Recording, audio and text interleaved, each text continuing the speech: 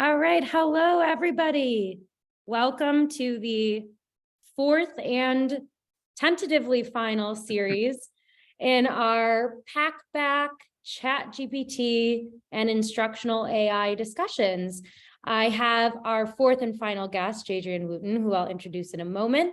But if you could, as you are logging in and getting settled in Zoom, in the chat, open up, introduce yourself. Who are you? Where are you logging in from virtually, and what role do you have at your institution? Or if you're not in an institution, what brings you here today? So just go ahead and introduce yourself in the chat and we will get started. I am Kelsey Behringer, Chief Operating Officer at Packback.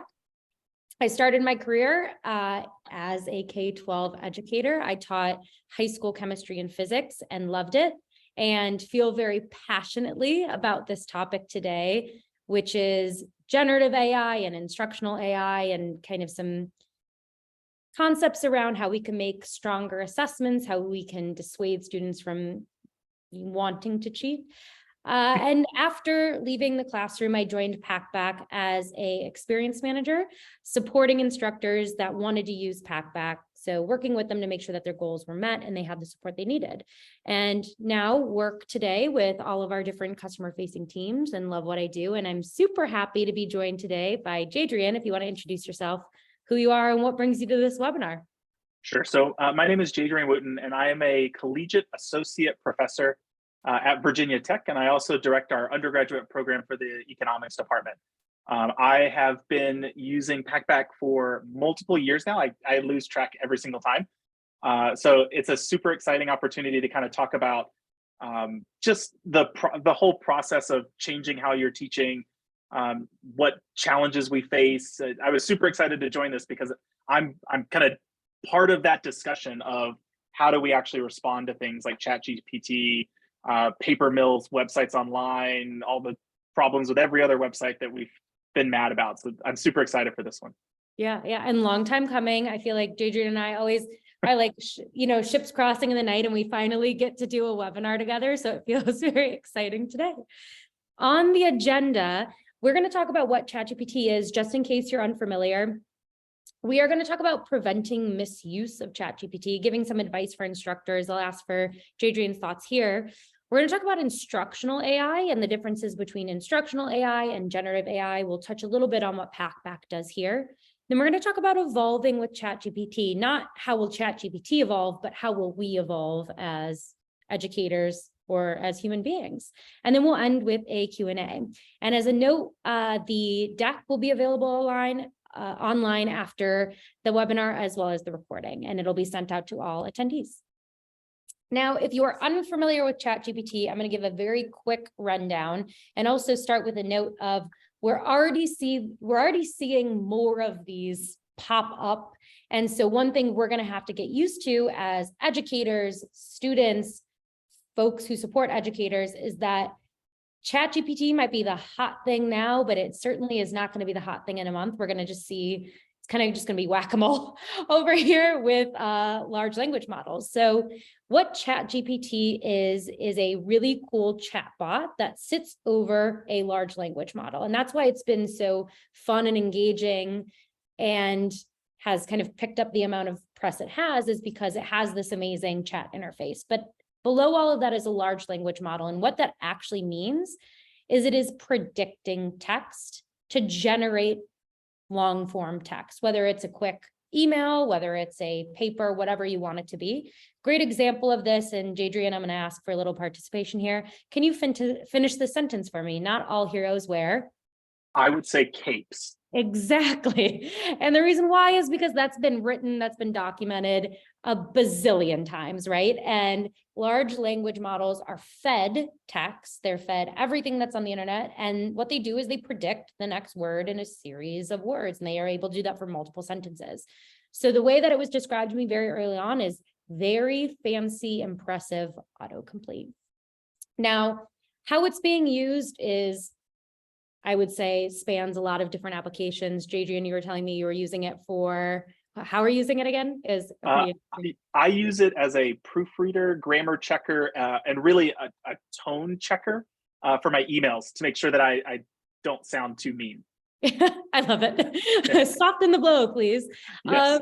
The way that I've loved using it for a lot of different things, writing emails, coming up with not just like, what other word can I use here, but how can I rethink the way that I'm writing this entire sentence or phrase? But this has been my favorite application of the program, has been, hey, I want a cocktail recipe. Or if you're like me and you like using what you have before you run to the grocery store, like, hey, I have these 4 ingredients.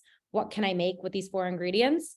And I highlight down here this ending sentence. I hope these ideas give you some inspiration. It sounds like this is a blog post written by me of my favorite winter cocktail. Like, it has this really human aspect, but really what that is all of the text that's been fed to it also had this human aspect to it at the end of a recipe. And what's really cool about ChatGPT and how I think a lot of folks have been using it is you input your query, and this query is down here, you get your output, but then you can keep asking it to refine and make iterations. So here I said, all right, give me a more detailed recipe for that winter sangria with measurements. And I was able to get a recipe with measurements. So that's the interaction with ChatGPT. And again, we are going to see an emergence of other tech just like it. But what I actually want to focus on before we jump into how we can, safeguard our assignments is, what is the reaction to ChatGPT been like?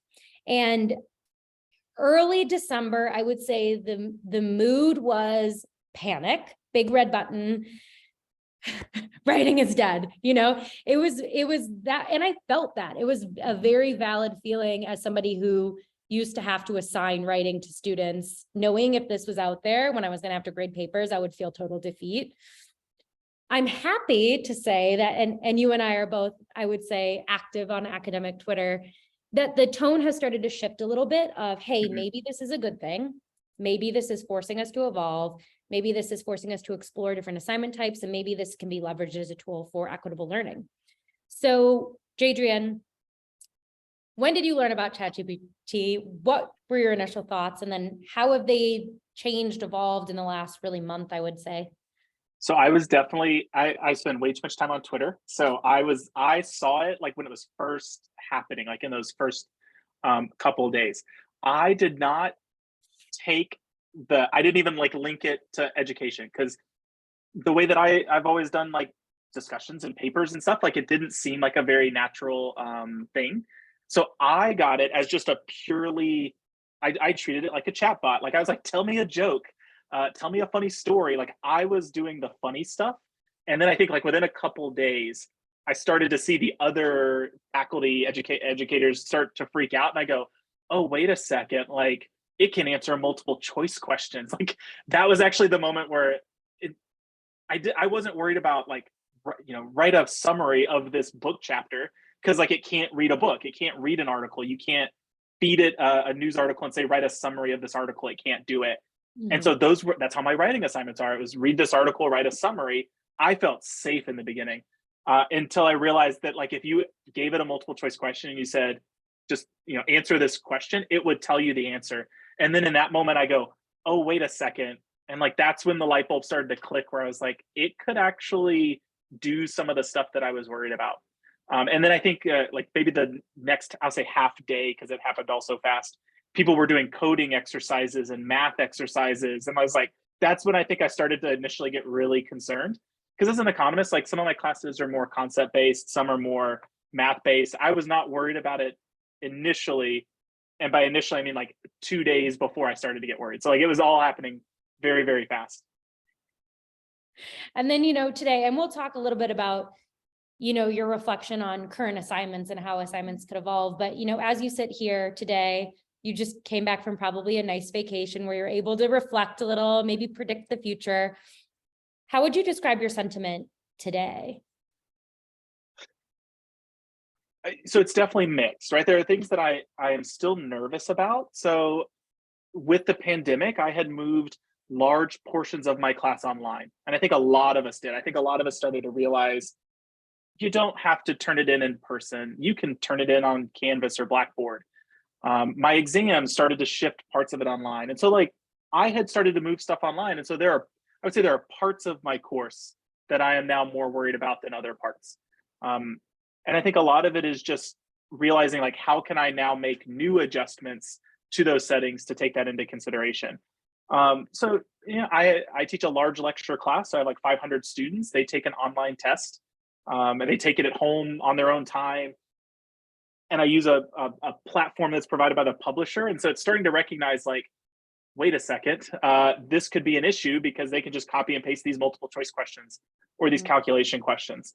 And so one of my plans before the exam, at least, is to go back through the questions, and I'm actually going to do it too. I'm going to copy and paste it and see which ones actually work and which ones don't, because some of those systems already have built-in settings that don't allow you to copy and paste it, that it'll change stuff and move words around. And so a lot of it is just actually having to go back and start to actually look at those things. But I probably need to do it anyway. And it's just, this is a good push to make me do it.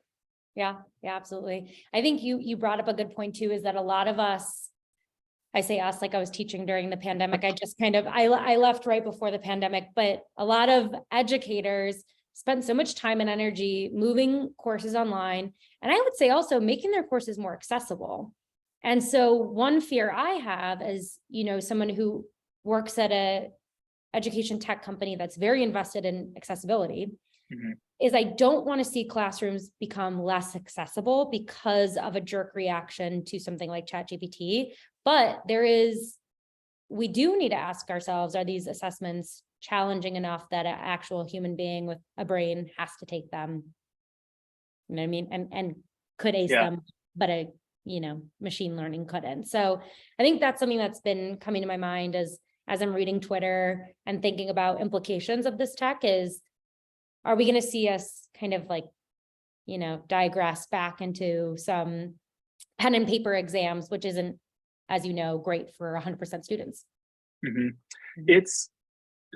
I think we're going to start seeing, I hope, more authentic assessments. And I think these are always the buzzwords that people in education use a lot. And so like, I'm going to out myself a little bit here. Right. I have a PhD in economics. Like, I was not trained to be a teacher in my graduate program. I got to teach, they threw me into a class. But I think for a lot of, especially higher education people, we don't have training in pedagogy. We have, maybe our campuses have a resource. Maybe we have friends who are in that space, or maybe we were really fortunate to go to one of those places, but it's not necessarily common. And so I think a lot of faculty do the things they either did in grad school or they saw their previous professors do. And I think this is, I hope, a moment that we start to like actually recognize there's an entire set of people who are experts in creating real, authentic assessments that mean something to students.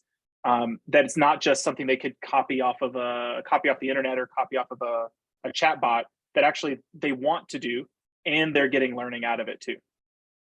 That was a perfect segue. You would have thought we had planned that. We did not plan that. We didn't even have a prep session because let's talk about authentic assessment. And funny enough, I've heard that word multiple times now, of authentic assessment, not just fortified assessment, not, ChatGPT proof, but authentic. And I think that's so important. So let's talk about safeguarding assignments. And again, I don't even like using that term. I really want to stop using this as a thought moving forward and really talk about what you're saying, which is how do we make our assessments more authentic?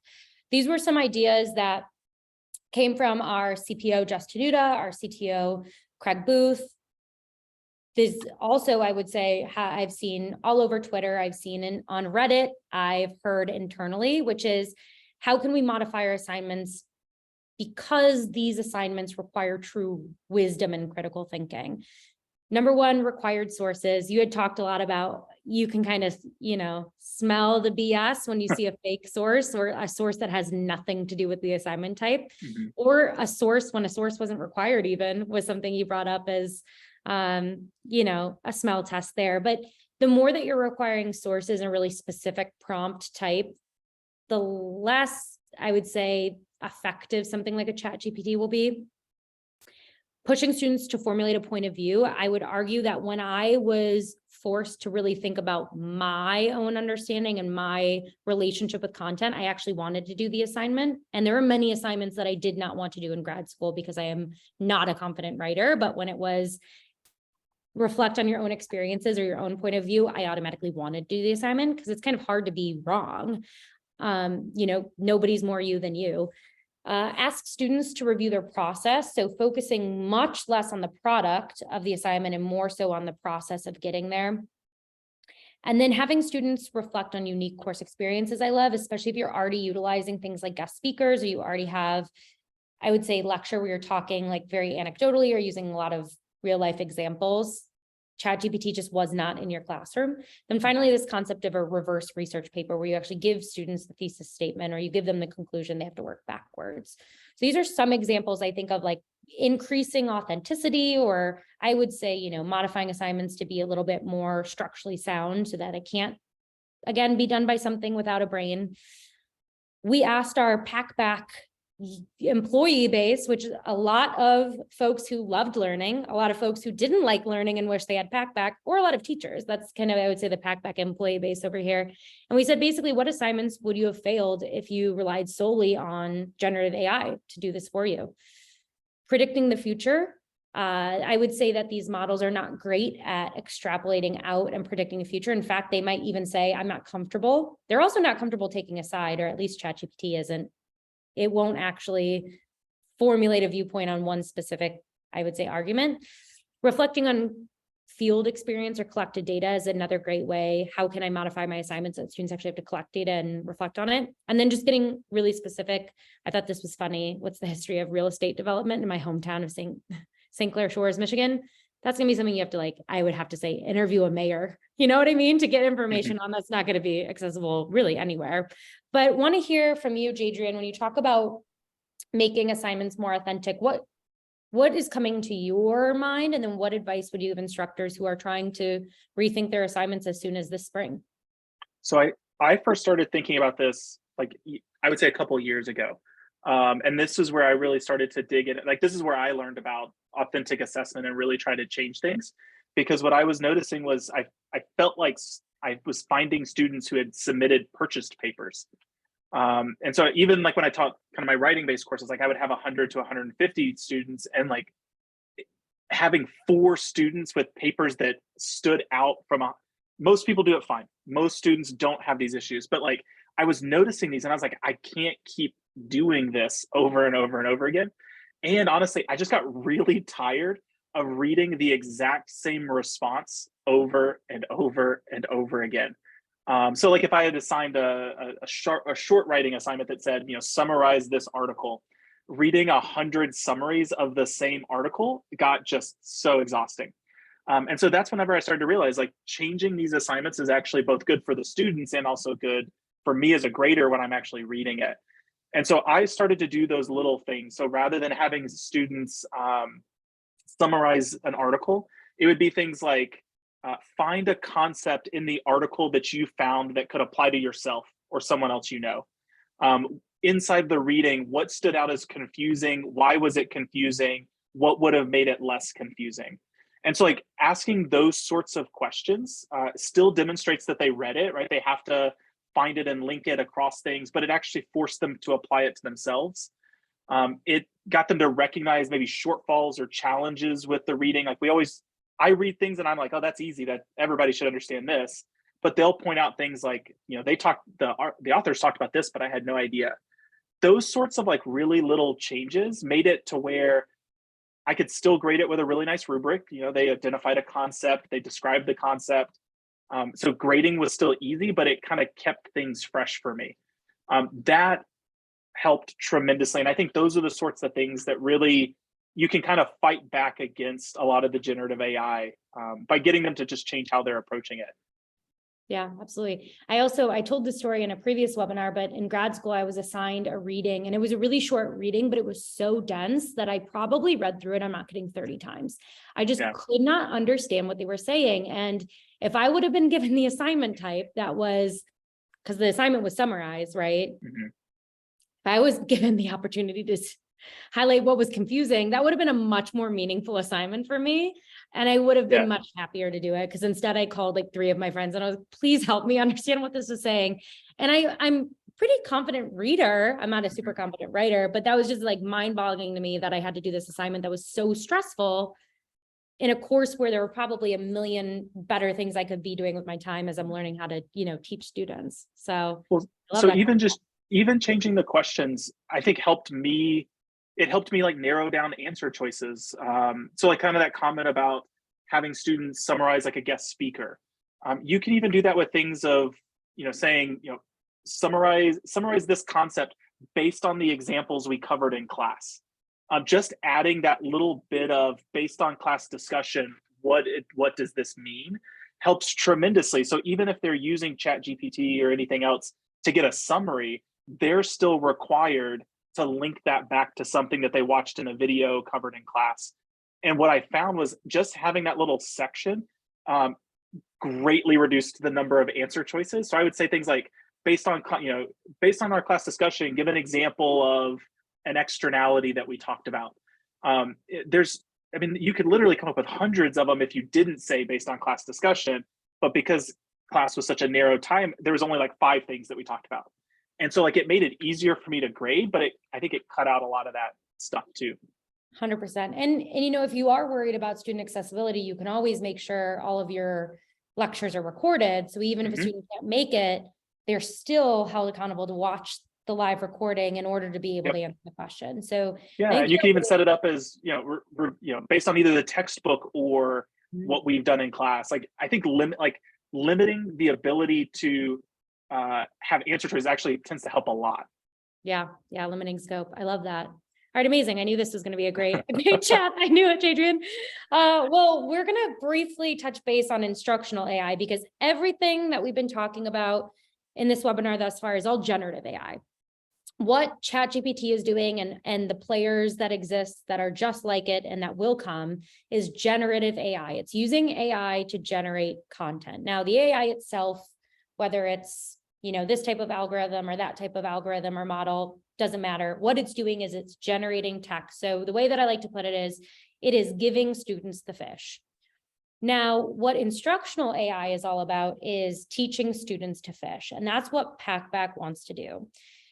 Packback is not here to give students the answers. It's here to help them ask good questions and then help them develop their own unique voice through writing feedback. So let's talk a little bit in more detail what Packback is, but first we're going to take a little stop here and we're going to talk about why students might cheat to begin with, because essentially we're all in this webinar because we're probably a combination of nervous and excited about the future with generative AI. So before I talk about what Packback is and how it works and the importance of generative AI, I want to just pause here, Jadrian, hear your thoughts. Why do your students cheat, or why do you think they cheat? This is, I think this is one of those things educators talk about all the time. I think, and it's more like when we catch them, that's always like, we always say like, why did you do this? This was such a small assignment. It's so dumb. Don't do this. And I think just recognizing that everyone has different motivations for doing it. And so I think a lot of us, especially as educators, we tend to say like, oh, they're just being lazy. And like, sometimes they are. That happens. Like sometimes they run out of time, they had other stuff they want to do, they're at the deadline, and it's an easy answer. Sometimes they just don't care. It's not like you said, right? You had readings you didn't want to do. I teach a large. I'm actually surprised nobody said this in the chat. When I said that I teach economics, almost everyone hates their economics classes. Like it's not a popular course, and they have to take it, as a lot of places have to take it. So sometimes you're taking classes you don't want to take, and so you don't care about it. There's a lot of reasons it happens, and so some of it's stress, some of it's motivation, some of it's care, some of it's just nervousness about getting a good grade. And so I think, especially when we think about how do we respond to keep people from cheating, we need to recognize that everybody has different reasons for why they're doing it, and that it's not just that they're lazy, so okay, let's make them do more work. It's not that they're not motivated by the class, so let's make them motivated. It could be so many different reasons. And so I think it's important to kind of focus on that on a bunch of different levels. Yeah, absolutely. And I think especially like post-COVID, where you're probably teaching a lot of students who were online when they were in their formative high school years, like junior, senior, where they probably, if they weren't in a virtual setting, would have been forced to probably develop some executive functioning skills. Mhm. And then they're coming to you and they're like writing emails with no subject line that just say help. Like that's kind of I would say some common feedback I'm getting in higher ed is that a lot of times students are cheating because they just don't have the executive functioning to properly plan. And then they're getting to the end of the assignment. They're like, oh, well, crap. You know what I mean? I totally didn't plan correctly for this. And, when I taught high school chemistry, I reflected on why my students cheated, and I caught a lot of cheating. And sometimes I just honestly didn't even engage because it wasn't worth it. Like to your point, it was a 3-point assignment out of my 1,000-point class. Is this really the hill that I'm going to die on? And when I think back to why those students were cheating, it's because I gave them content at the top of the class. We did some examples, and then 20 minutes later, I assessed them on their understanding of the content. I just didn't give them enough time to actually reach mastery of the concept that I was assessing them on. And so they're going to fail anyway, because they haven't been given the opportunity to obtain mastery. What's the risk of cheating if I'm going to get a 0 anyway? So I think to your point, it's not safe to assume. There are going to be a lot of different reasons why. And that brings me to this long-winded roundabout way of talking about the pedagogy that powers Packback and is the foundation of what we do and why we do it. And that's self-determination theory, something you're probably very familiar with at this point in your Packback journey. But what it is a framework of what needs to be present in order for a student or really a human being to feel intrinsically motivated. I come back to this when I'm thinking about how our team is functioning here at Packback, how I'm functioning in my own role. Do I have these 3 things? And really what it means is in order for someone to be intrinsically motivated, and I saw this in the comments, not extrinsically motivated, they need to feel purpose, right? If they're being forced to take your course, it's going to be harder to reflect and say, how do I build purpose in a student who does not have any say in wanting to be there? They need autonomy. They need to have some sort of choice, freedom. I love that you give your students some choice as to how they can reflect on that article, right? That's a great way to get students intrinsically motivated. Lastly is mastery. I will say that students and human beings will keep trying at something after failure, but to a point. And when we're talking about a 19-year-old student who's just trying to get an A, the amount of times they're willing to fail before they just start finding other ways to pass, it's short. It's much shorter than if you're an adult and you have a little bit more flexibility to fail or you have a safer environment. So this is exactly what we are trying to achieve with the Packback platform. What I like to say is we're a pedagogy company that utilizes education technology to deliver these results. And Packback at a high level is a platform for discussion and writing. We have our inquiry-based discussion platform, Packback Questions. Think of that as a weekly or a bi-weekly assignment, very much formative assessment, very much student freedom, hands-off instructor, I would say grading or feedback on content. We have our Packback Deep Dives writing platform, which is new as of this fall. We launched with a beta with about 14,000 students, and it'll be live and public access the first time this spring, which is really exciting. But what that is a writing platform for case studies, reflections, papers, journals, anything that you would want a student to write. And then as an instructor, you would want to manually grade for content and ideas. That's going to be better off in deep dives. And then we have a feedback at scale set of tools called Packback Instruct. So I'm going to briefly talk about each product and then have Jadrian share his experience. But Packback Questions is all about students asking their own questions. So as an instructor, you may never actually generate content on Packback Questions. You can if you want, but what students are going to do is ask a question, which forces them to go up into those higher levels of critical thinking when we're thinking about create, evaluate, apply, all of those things on Bloom's taxonomy. They can't just sit at that bottom of remember and understand. They have to go higher if they're going to ask a question. They're also going to get feedback as they type on things like the open-endedness of their question, the readability of their post, the formatting, and then things like grammar and mechanics. So it's all about enabling our students to build community, take a little bit of autonomy ownership, and then give them feedback as they're writing in A common theme we hear is, all right, my students are writing better papers when it comes time for that more summative assessment because they've been writing weekly in Packback, which makes sense.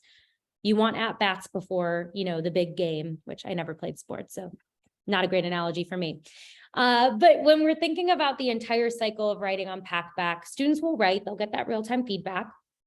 Our AI is actually going to be instructing students as they write in real time. So we're not giving them a sentence and saying, hey, why don't you try this?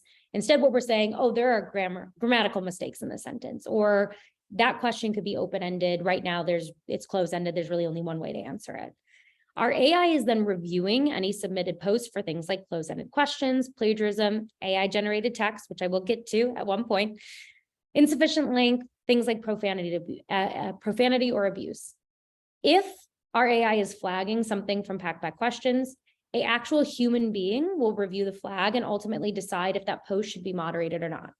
If the post did violate our guidelines, the post will be moderated and students will receive an email letting them know that, hey, their post has been temporarily unpublished. They just need to edit and resubmit for full credit. So really the way that I like to think about the Packback questions discussion is you're letting students learn from their mistakes, right? And they don't necessarily have to fail to do that. They are given the chance to edit and resubmit, learn from their mistake, and still pass the assignment, which is super strong when we're trying to build resilience in students and not just, maybe shut them down day one. But Jadrian, I'm going to pause here. I want you to share a little bit about your experience utilizing Packback questions for the last, who knows how many years? I don't even know. How long has it been now? 4 years? Well, I saw Anne in the participants, so Anne might know better than I do. I know the answer is years. So I know that for sure. And Anne can probably tell me for sure. It was before the pandemic, so I know that. Yes. I will say, grown tremendously in using Packback, and in terms of my comfort level of letting students just basically do whatever they want. So really early on when I first started teaching, and really when I first started using Packback, I was like in the control mindset. I was like, I need you to do this and this and this, and then you'll get your grade. And then Anne really talked me out of it. My experience manager at the time, I guess she wasn't my experience manager. The person I talk to now about stuff talked me out of it and said, like, just let them kind of have some freedom.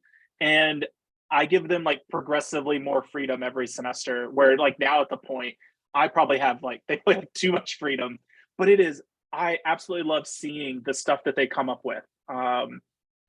They have such really curious questions, really curious life experiences. I have a lot of international students, and so just getting to hear an international student's perspective on a particular topic was always mind-blowing. They would share just some of the most random stuff. They're like, my uncle was the mayor of like this random town in a country that I'd never been to. And like they would share their stories, and like I absolutely loved it. So like opening that up to students has allowed them to like kind of hit all those points, like they want to share that information. So it was really cool to kind of get to see. Yeah, absolutely. And the concept of having students ask their own question, I know is a hard thing for some folks to get past it. In fact, I would say is where sometimes where we lose potential interested instructors is they're like, students have to ask their own questions. They're going to run out of things to talk about. They're not going to be on topic, all these different things. So I'd love to hear your thoughts or reflections on the impact that it's had on your students, your course, when you did finally agree to say, yep, my students are going to be the one asking questions. Yeah, I say that to other hesitant faculty as well when they ask me about it. And the way that I always framed it to them was that when you give a prompt and ask them to answer questions, that's not a discussion. That's an essay writing, and then you're just forcing them to have a discussion. It's not a true, authentic discussion. And so like I always kind of try to tell them that like my favorite conversations I have with people, I don't go in with a script. We go way off topic, but we have such a fun conversation about just random stuff. And I go, that's what I want to recreate. And so getting to kind of see that and actually watch it happening is like my absolute favorite part of it. And I think I actually missed the beginning of your question because I changed the subject on you. Ask me the question again. No, it's all good. That was perfect. That was perfect. Okay. To your point, this is the first webinar I've done where we didn't do a prep session, but it feels really nice to have an authentic discussion with someone where you're not pre-planning it. Because when you think about it, if what we're trying to do is give students these critical thinking and communication skills, they're not going to be able to approach real life discussions with a script. Right. Or talking points, or, a prompt from their instructor. They're going to have to do things on their own. And kind of the concept of, I'd rather have you doing it under my roof. Wouldn't you rather have them doing it under your roof? Yeah, so I have students who will come up after and they'll ask, like they'll sit through lecture, they'll listen to something and they'll have a really good question. And they always come up after and they're like, what do you think about blah, blah, blah, blah. I don't answer them. I used to, right? I used to say, oh, I think that's really interesting. My go-to response is, that sounds like a really cool question for Packback. And like, I stopped answering those questions, not so much because like, I don't want to have that conversation with them, but they're clearly already super engaged, motivated, they're hitting like every point that I want. And so they will almost always put that question on Packback and then they get like 12 responses. And then I usually go up to them after and I'm like, okay, well, how was that? What happened? Like, did you get an answer? Do you want to talk about it more? Just the types of questions they come up with are some of them are so much better than I could ever come up with as a prompt on my own. And like, I think that's a lot of the like letting control go of prompts versus no prompts and open-ended and closed-ended is like recognizing that I don't have the best questions. I have good questions I can ask them that I know are appropriate, but some of them can come up with even better questions, and just like trusting them and letting them do that is just, I love it. Yeah, absolutely. Well, thank you for sharing. And I'll very briefly transition into deep dives and chat a little bit about what we're doing with deep dives. And I know you're not using deep dives with your 500-person course, which makes sense. But Packback Deep Dives is our long form writing platform. I would say middle to long form, right? We have some short form assignments on deep dives, but essentially with Packback questions, instructors are not reading every single post for content and ideas grading, right? We've automated the grading on Packback questions, and what we want instructors to do is retool that time for exactly what you're talking about, engaging with the discussion in more of a high level way. On Packback Deep Dives, this is going to be a little bit different. Instructors will be responsible for going in and scoring things for content and ideas, but I want to talk about how we make that a little bit easier. And first off is we are using instructional AI to help students write their papers. So as students are writing their papers in Packback Deep Dives, they are getting feedback on their grammar and spelling, things like use of active voice, narrative voice. I use it all the time, quite frankly. And I put an apostrophe when I was typing like 1980s or something, and Packback highlighted it and said, hey, you actually don't need that apostrophe, and here's why. And I didn't press a button and it was fixed. I had to manually change it myself. And that's a great example of, we do not want to do things for the student. We want to give them the tools so that they can do it themselves and understand conceptually why they're doing it. I now understand why I don't need the apostrophe for something like, 1930s. I get it now because of Packback Deep Dives. So thank you for making me a better writer. But what students are doing is they're getting all of this feedback of their writing on their grammar and mechanics. And what you as an instructor are getting on the flip side of this is a more coherent paper that you don't have to decode behind all of these grammar and mechanical errors. And the other thing you're getting is a recommended score for any rubric category related to grammar and mechanics. So you don't have to manually grade things like grammar or flow or depth or word count. What you are going to manually grade is content and ideas. Did they meet the goals of the prompt and the rubric? The other really amazing thing that Packback Deep Dives does that I absolutely love, and in a world of ChatGPT could not be more important, is research assistant. So as students are, thinking about their paper before they even go to write, they're going to be able to cite their sources in their research tab, write some thoughts about what they want to pull in from the paper.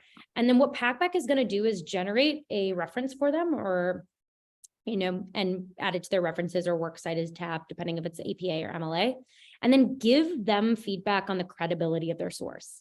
So a great example is if I am citing an academic journal article that has 60 different citations, I'm going to get a big thumbs up. If I cite BuzzFeed, it's going to say, hey, this might not be credible. This is user-generated content, or this tends to be biased. And maybe it's appropriate for that paper to actually have BuzzFeed as a cited source, but in case it's not, we're going to give students exactly why it might not be credible and some tips and tricks for the future to find more credible sources. So ultimately what we're doing is using AI to instruct a student on things like grammar and mechanics. Because as you mentioned, Jadrian, like you are not joining this academic world because you were in a teaching program. You're doing it because you're an economist and you're teaching economics. And I would say similar to me, I learned how to teach after I started teaching. And what I wanted to do was teach chemistry. I did not want to give feedback on grammar and mechanics. And I feel like that is a large theme, is if you're not a writing or English instructor, you might not even feel confident giving feedback on grammar mechanics because it's not your area of specialty, right? So there's something else on that. Because I used to do papers. Students in an economics course don't like being graded on their grammar and mechanics by somebody who is not an English, who is not a specialist in that. And so like that was always a sticking point, because I would mark them, but then I'm like, this is really sloppy. There's lots of run-on sentences. Your reference, like I would hit those points and they go, this isn't fair. This isn't a writing course. It's an economics course. And so like, this is one of those things that I really like about on the deep dive side, even though I don't use it, like those sorts of things would make me feel more comfortable about using it. Absolutely. Yeah, I never thought about that, but I also was in no position to give feedback on grammar and mechanics. Like I can't spell, super good at math, really bad at spelling, like I'm not the person to be in that position for these students. So great point there. Well, very excited to announce, because, what is going to be important is providing peace of mind for instructors, and also just a little bit of a note for a student of, hey, it's not in certain contexts academically honest to use ChatGPT for a paper that you should be writing yourselves, unless that's the point of the assignment. Now, what we will be doing live this spring is in our Packback questions platform, there will be a flag if we have predicted that AI has generated text. And I just checked it this morning with a new AI generative tool called Cactus, and I was indeed flagged when I used Cactus on Packback questions, and I was forced to edit and resubmit my post. And then in Packback deep dives, not only will we go ahead and give instructors during the grading experience, hey, it's likely that there's plagiarism with just, here's the external sources detected, but also AI generated content risk. So both of these features, historical plagiarism that we're used to just off the good old fashioned internet, and then AI generated text plagiarism will be live for spring 23 in deep dives. And this is going to be in the instructor grading portal. Now, what's actually going to be a really fun thing, I think, in the next few years, albeit maybe a little scary, some change, it's going to be experimenting with new assignment types that actually require the use of generative AI. Because, in our tech check, Jadrian and I were talking about how often we use ChatGPT for our own personal, just desires and requirements. And it's going to be a little bit, I think, I don't know, it's going to feel icky if we don't actually teach our students how to use this and then use it ourselves. You know what I mean? I feel like that's just going to be something that we're going to have to do over time. So I want to talk about how you can actually require students to use generative AI in an assignment and still be academically honest. So these were the three most common that I've seen pop up, which is find the right question. So actually having your students try to get the best possible output by inputting different queries. And then the assignment is, what were your queries along the way? Why did you choose these queries? And then what was your output? So it's really, again, focusing on the process more than it is the product. And when we're talking about the query, this is actually a really great real life skill of like, sometimes you just need to keep trying till you get the best possible thing or keep iterating. Think about it. If I'm a content director and I have like a junior content person under me, I'm really actually just trying to give them the best possible direction to get the best possible product. The second was be the reviewer. So have students use ChatGPT to complete an essay and then review the output. You can actually do this too by just giving them a bad paper. You don't even need ChatGPT. You can just say, hey, this is a D+ paper. I want you to review it. Either pick out the inaccuracies, pick out where in the assignment it failed, or pretend you're a peer editor for a journal and review the submission. And then the last piece too is have students create an outline and then use ChatGPT to actually generate the paragraph. And then what they could do is they can go back in and edit. They can talk about how they created the outline. They could talk about the faults of the output paper from the outline. So there are a lot of cool ways that you can get students to use ChatGPT. And the thought I'll share is, you know, as a physics and chemistry instructor, my students had to use TI-89s, right? The really fancy graphing calculators. But I usually had to do 1 full day or 2 full days of lessons on how to actually use the calculator before the class started. So students still need to be taught how to use technology. Can we be the people to teach them how to use the technology appropriately? And then to that same point, a lot of the questions in my exams couldn't be answered without a TI-89. And so how can we be formulating our assessments to actually require the use of this very cool tool, generative AI? And then how can we also create assignments where it doesn't matter if you have that TI-89, it doesn't matter if you have ChatGPT, you still need your own brain to get you there to that final piece. So Jadrian, any thoughts on using ChatGPT in your assignments this spring or maybe in future terms? I haven't thought about directly implementing it, but I have seen somebody, I think, have posted on Twitter that was super interesting. You can tell ChatGPT to create an essay with mistakes in it. You can say, create a story or summary and include 3 mistakes based on like economic concepts, and then have students go through and they have to identify where those mistakes are, correct them. I've done things like that before, like the old pencil and paper version, where I would like give them graphs and models, and I'd say, where are all the mistakes? So kind of like those magazines when we were kids, and I don't remember what they're called, but they would always have mistakes in them, and you had to like circle and find the mistakes. So I tried to like set up assignments like that. The students love finding problems and mistakes and fixing it. And I'm super excited to like try to figure out what the right approach for that is. But like to your point about the calculators and stuff, like the languages had to do this whenever Google Translate came out. As soon as Google Translate comes out, like a language course has to be radically changed because you could just type in and translate everything online. And so the fact that I think these types of assignments are already being created, I think we're just going to get more and more creative types of assignments that we can start using. And I'm excited to try all these different things that people are coming out with. Yeah, absolutely. We have something under the hood that we're working on regarding this right here. Because I think again, all of these innovations are tools, and I'm stealing from one of our teammates, Michelle Barton, but they're all just tools. And tools can be used for good and they could be used for bad, but you have to use the tools and we have to teach people how to use the tools or else they're going to be misused, which is what it comes down to.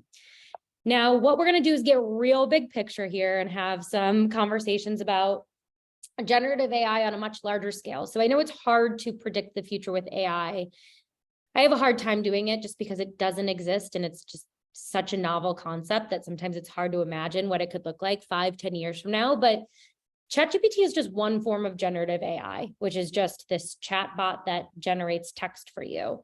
But there's a bigger question here and a much more exciting question to answer, which is how could generative AI, not just ChatGPT, but generative AI as a whole, serve educational initiatives in the future? So I know I have my thoughts that I'm more than willing to share, but I don't know if you've thought about this at all, Jadrian, about where you could see generative AI going in the next few years, whether it's 3, 5, 10, and how it could actually be maybe positioned to as a benefit and something that helps educators and students do their jobs better. I'm also very bad at predicting stuff. I think I would really like to see, so I think so this is the text version of generative AI. And I think what's really kind of fascinating is like, I feel like just like a couple months ago, we were seeing the art version of this, where you could tell it to create these like super creative images. I would love to see it start to make those sorts of like predictionary type things where students can ask it to create things and change it and say like actually having the conversation. So what I've noticed with ChatGPT so far is there's actually not a lot of chatting that happens. Most people just like give it a prompt, come up with something and then laugh about it and move on. I would love to see that sort of interaction where you could actually have it teaching you how to do something. or like recommending resources to get better, or saying things like, hey, I really enjoyed this book. What's another book like this that I would also like?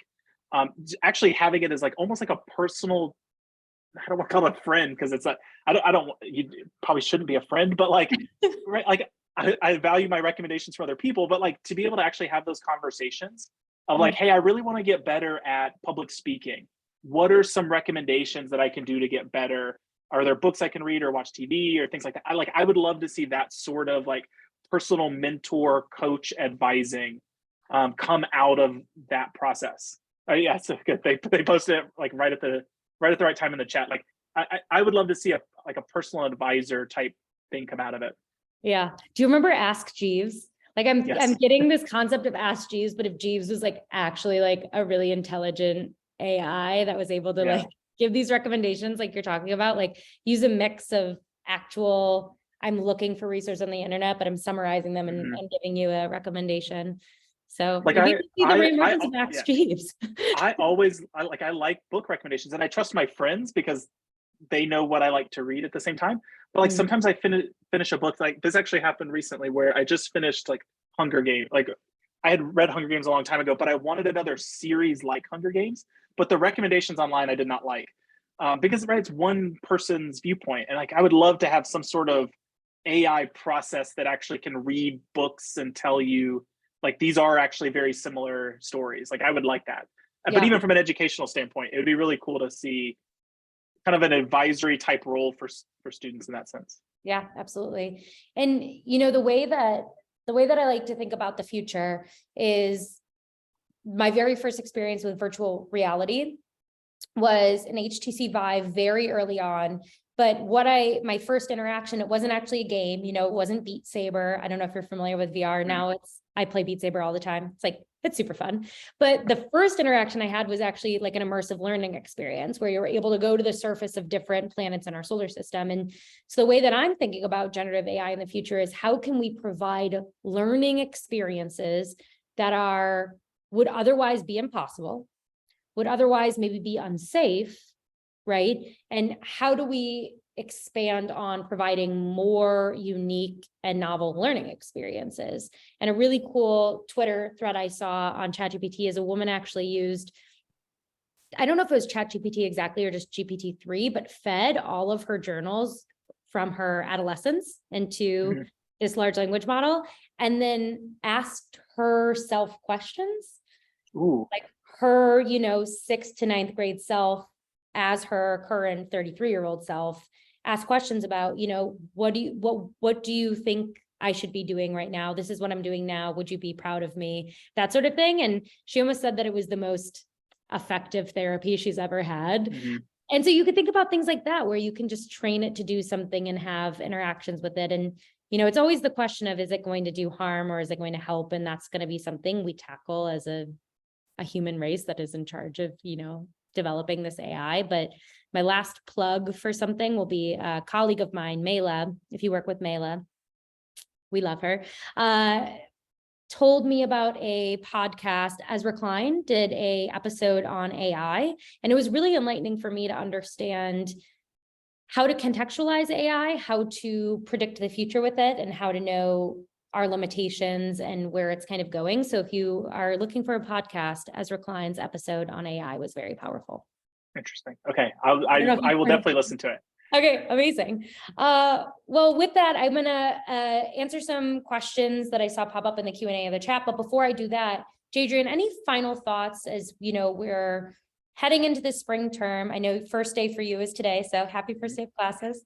Folks who might be thinking about changing up spring assignments, you know, generally just trying to not feel like they have the weight of the world on their shoulders, especially like after we're just processing the last few years of the pandemic. But yeah, any final thoughts on this concept, whether it's generative AI, ChatGPT, or instructional AI?